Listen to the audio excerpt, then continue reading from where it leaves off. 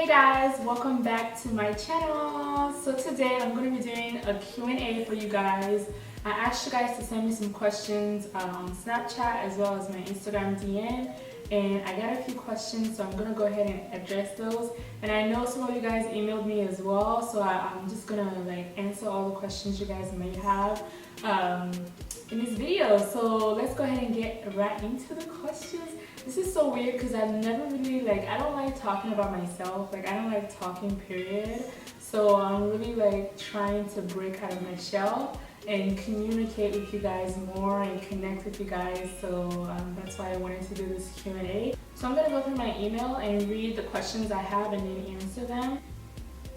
She says, at what age did you start braiding? How did you get better? How did you practice?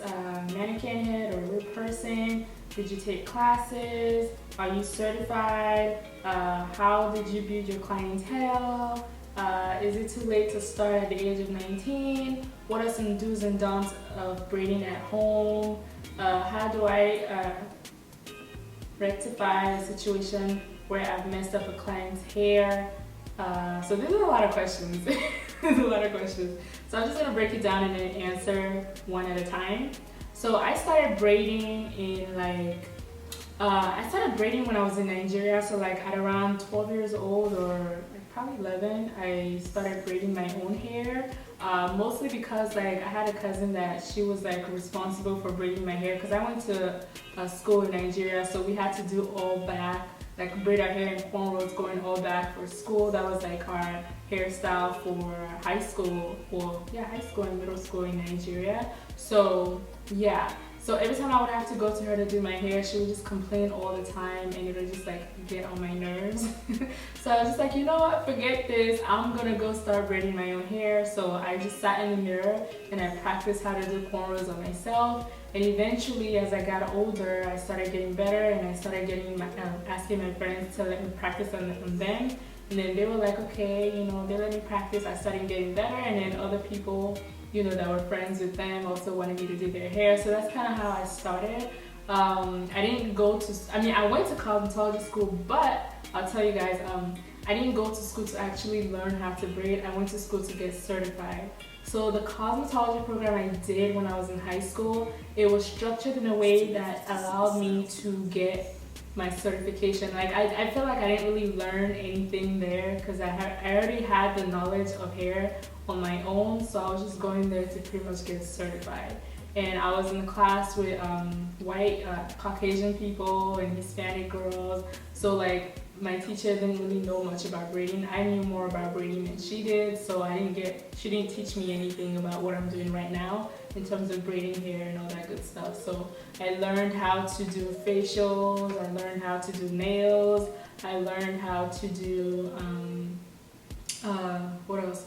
Perm rods. We did a lot of perm rods. I actually hate perm rods to this day because I did perm rods every freaking day for 2 freaking years.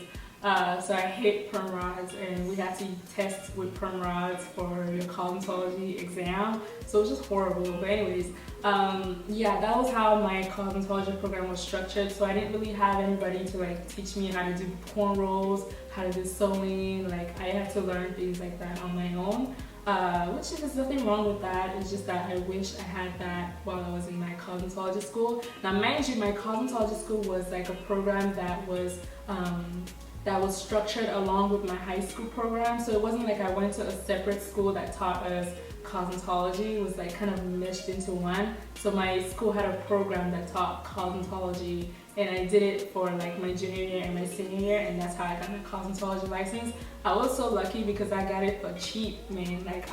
All I had to pay for was my kit, and that was it. So yeah. What other questions? So yeah, how did you practice? Like I said, I practiced on myself, and eventually transitioned into other people. Did you take classes? Yes, like I said, not classes for braiding cornrows, protective styles, but classes in terms of I actually did go to cosmetology school, and I am a licensed cosmetologist. And then she also says, how did you build your clientele? Well, like I said, when I started doing my friends' hair, my friends would bring their friends, and then those friends would also bring their friends. So eventually it was mostly just word of mouth back then. And then when I went to college, that was like my side hustle, still is my side hustle. So the girls in my dorm, they would come, like, you know, want me to do their hair, and then one person, you know, they like it, they tell the next person, and then from that they tell the other person and tell the other person. So it's just kind of like a word of mouth type thing, okay? So yeah, that's kind of how I started to build my clientele. But then by the time I graduated with my undergrad from AM Commerce, go Lions. So when I graduated my undergrad in marketing, I lost all my clients because like in college I was charging so cheap. I was charging like $100 for braids, any length, any size. Oh god. Yeah, any length, any size, $100, which was very cheap to me, at least. It was very cheap because braids take a long time. If you're charging anything less than $100, kudos to you, sis. That's a lot of dedication, okay? But anyway, so I was charging very, very cheap, so I was able to build a lot of clients at, you know, when I was in college.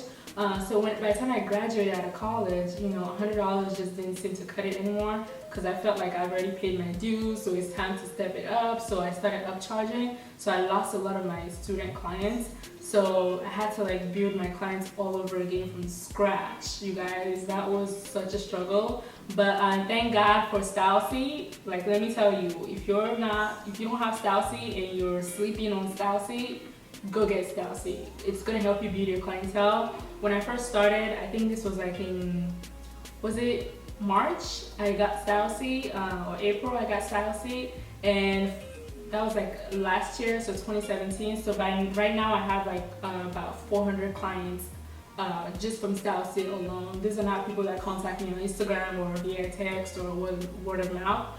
Just StyleSeat alone, I was able to build about 400 clients. So that extra $30-something a month you pay for StyleSeat is definitely worth it because I'm able to live comfortably. I'm able to, you know, kind of figure out my own schedule. I don't have to get a part-time job. I actually can do hair full-time. So StyleSeat it's a blessing. So please take advantage of it if you're just starting out. Make sure you upload lots of pictures whenever your clients come in. Make sure by the time they're leaving, tell them, hey, would you please leave me a nice review on StyleSeat? You know, just encourage them to leave your review because the more reviews you have, the more visible you're going to be in StyleSeat, and the more trustworthy people are going to be of your services whenever they're looking for a stylist. So definitely invest in StyleSeat, sis. That is the biggest tip I can give you guys in terms of building your clientele. And also consistency. Consistently post photos, you know. Make sure you have your link in your Instagram bio. Make sure you're always telling people to check out your StyleSeat, book their StyleSeat. You know, always promote yourself on there, and yeah, just always promote yourself. Because if you don't promote yourself, nobody's gonna see you, and they're not gonna be able to book you. So you have to constantly promote and push yourself, and yeah. So her other question was, is it too late to start at the age of 19? It is never too late to start anything. If it's something that you're passionate about, definitely go and do it. Whenever I have clients and they tell me, I ask them like, hey, what do you do? They tell me what they do. I always follow up with questions like, do you enjoy it? So that's a big thing for me. You have to make sure whatever you're doing, you're enjoying it. It doesn't matter at what age you discover your passion. Always, always, always, always pursue whatever it is that you are passionate about. And yeah, don't let age discourage you. That's nothing but a number, okay? Like, just do it. If you love it, do it. So don't let anything stop you. The only thing stopping you from being where you want to be is you. It says, what are some do's and don'ts of hair braiding at home? Oh my God. You guys, okay, when I first started the whole braiding thing, I did it at my mom's house. That was just like, it was just too personal for me. So that kind of like discouraged me a little bit when I first started like doing hair at home. Cause like people would come and had my family photos everywhere, my mom's pictures on the wall. You know, African homes, like my mom picture with gillies on the wall, the whole house smells like jollof rice. Like that used to like turn me off. And I felt like whenever clients are walking in, it's so awkward for them because it's like, it's so personal, like that's my personal space. So moving forward from that, as I grew, I'm out of focus. Hey girl, can you see me? Okay. So as I grew my clientele and I moved out of my mom's house, one thing that I always made sure to keep in mind is to neutralize my environment. So when I say neutralize the environment, I mean like whenever you are setting up your beauty salon space, try not to be too personal, especially if you're working from home and not a salon. Try not to have like, you know, your photos everywhere. Don't make it look like a home. That's what I'm trying to explain. Like, you want to maintain that professional environment. So always, like, if you have photos laying around, take it out. You know, if you have like, you know, your baby crib in the living room, take it out. Anything that is personal, take it out. Just leave your couch there, television, a nice little table, a comfortable couch for visitors to sit. Neutralize everything. If you have dirty dishes, wash them up the sink if you have time, because you know we get busy sometimes. But yeah, just neutralize your environment. It's going to like freaking make your clients more comfortable in your space, so it doesn't feel like they're intruding. You know, so always neutralize your space when you're working from home. Oh, and also do not put your address on StyleSeat. Do not put your address on StyleSeat. I've had crazy clients, so like, don't put your address on StyleSeat. What I do now is like, now that I know better, trust me, I learned a lesson. Now that I know better, what I do is that I put the parking lot where I want them to park. I put that address on StyleSeat instead of the actual address, because I want them to call me whenever they arrive, so that way I can talk to them, kind of get a, ooh, sorry, I'm like out of focus, this is so annoying. So I always like put the parking lot where I want them to park. So like whenever they arrive, they would call me, because clearly they don't have my actual address, they just have a parking lot next to my building. So because I live downtown, so either way they need to call me. So I always try and make sure I have that kind of like phone conversation with them before they even step into my space, because you have to protect yourself. One, you don't know who's coming to, so it's not wise to have your housing information out there. So try and be very, very careful with that. If you're gonna use a platform like StyleSeat, do not actually put your physical like apartment unit number on there. Do not put your actual apartment address on there. It's just for your safety, and your clients will understand that as well. But if it's a client that's been coming to you for a long time, obviously that, you know, that doesn't really matter. You already have that relationship with that person, so it's not gonna be a big deal. So, but everybody else, please be careful. If you're gonna be working from your home, your living room, that's your space. Protect it as hard as you can, okay? Because how do I rectify a situation where I've messed up a client's hair? One thing you guys have to understand is like doing hair, even with myself, even for me, like doing hair, I know I'm not the best, and I don't ever claim to be the best. So like there are certain times where I mess up, and even if it's my fault or if it's the client's fault, I always take the blame. Never ever blame your clients. Even if you know it's their fault or they didn't do something that you wanted them to do, always take the blame. Always respond in a professional manner. I cannot express this enough. Always respond in a professional manner. You can be cursing them out while you're texting, sis, but like, do not go off on your clients. Do not tell them you should have done this, you should have done that. No, always take the blame and then fix it. It's not gonna take you long to fix. Just fix it. It just speaks to your professionalism. That's, you know, it's just gonna speak to, you know, your professionalism and, you know, how much you care about your clients. So even when I know I mess up, I always say, okay, I should have done this. Can you come in? When can you come in? So that way we can fix it. If they said, oh, they are not able to come in, you know, I always try and find like a discount that I can give them to make sure they come back. You know, just always do little things to make your clients feel loved and appreciated, because at the end of the day, they're spending their hard-earned money on your services, so you have to respect that. And even if they mess up, you still have to respect that. The client is always right, okay? Always right, always. Sorry, always. They're always right. So yeah, that's all the questions she had. Ooh, that was a long question, girl. You went in. So let me find another question. Someone asked me what is my major. So a lot of you guys know I am in school. Actually, yesterday was my last semester. Thank you, Jesus. Thank you, Lord. So I did my bachelor's in marketing, and I will be graduating with my master's in a couple of weeks in visual communication. So it's a master's in art. but emphasis on visual communication. Yeah, a lot of people ask me, what am I gonna do with my degree? Like, what's the plan? Am I gonna go get a real job or, you know, a typical job? The answer is no. The answer is no. I enjoy what I do. I love doing hair, and that's what I'm gonna keep doing. I'm very, very much the type of person that would follow her passion and pursue what I love till the day I die, until I can't anymore. So I'm just gonna keep my degrees for a rainy day, because I know obviously I'm not gonna be like 60 years old braiding hair, hell no. So clearly, you know, eventually when I'm ready to use it, I'll use it. So that's just the plan, that's the goal. So it's my backup plan. I feel like everybody should. Education is very important.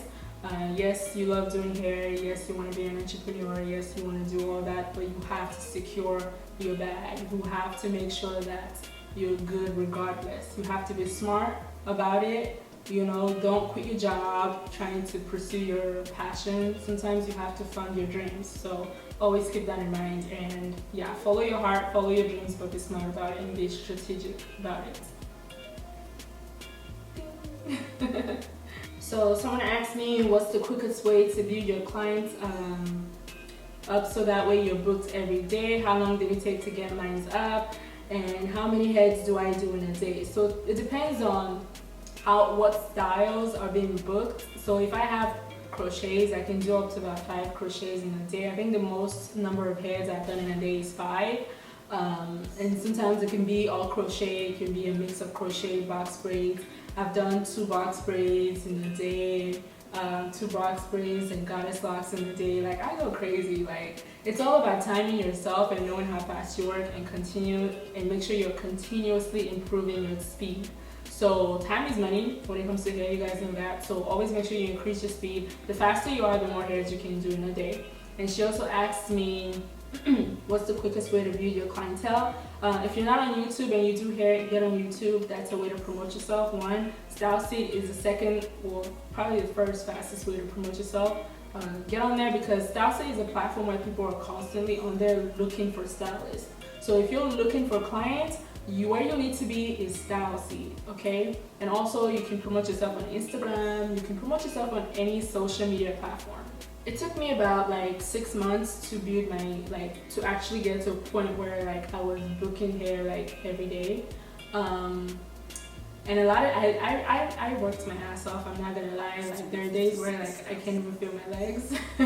But yeah, it's a lot of work, and you can't be lazy when it comes to doing hair. Like, if you're not the type of person that has a very strong work ethic, you're gonna get worn out so quick. I'm just gonna be real with you. So make sure that you actually enjoy doing this, because if you don't, nobody's gonna tell you to put down the comb. So make sure you actually love it. So that's pretty much all the questions I have for today. So you guys, I will be graduating with my master's in like a week. It's just so crazy to me. Like, I was never the person that would love school. Like, I was never really into school. So the fact that I'm actually here and I can actually say like, wow, I have my master's degree, I think that's crazy. That's pretty freaking crazy to me. Like, everybody that knows me, they know I hate school. I still hate school. Anytime I see paper and pen, I run. Like, I hate school. But it is very important. Over the years, I've learned the importance of education. Regardless of how skilled you are, it's very important to have your education, because you never know what can happen tomorrow. So I will always encourage everybody to complete school, make sure that you go through the whole process. Like, especially if you're doing a job that's so like labor intensive, like doing hair, it's very important to have a backup plan, or, you know, just something nice to fall back on. So yeah, but yeah, I'm just like in awe right now. Like, I don't even want to like cry. That's why I'm like laughing, because I don't want to cry. But I never thought I could actually accomplish something like that. Like, I never thought I could. So the fact that I'm actually doing it, I'm super proud of myself, and I it's just crazy. Like, wow, I'm gonna have a master's. That's crazy. When I did my undergrad, like I hated school so much that I literally rushed my undergrad. I finished my undergrad in 3 years, and then I immediately went into my master's program, which took 2 years. So yeah, I've always been sprinting through it, and I'm very grateful to have you guys go through this journey with me. I know I don't really talk a lot about myself. I'm just not that type of a person, but I'm gonna try and push myself to be more open with you guys, and I hope that I answered a lot of the questions you may have. And if you have more questions, we could do a part 2 of this video. But yeah, thank you guys so much for your time. Why am I out of focus? Like, hello? There you go. Thank you guys so much for your time and your love on my channel. Those of you that are new, welcome. Thank you guys so much, and I really, really appreciate you guys. And I will continue to create bomb content for you guys. That was weird. But yeah, thank you guys. I love you guys so much. Bye.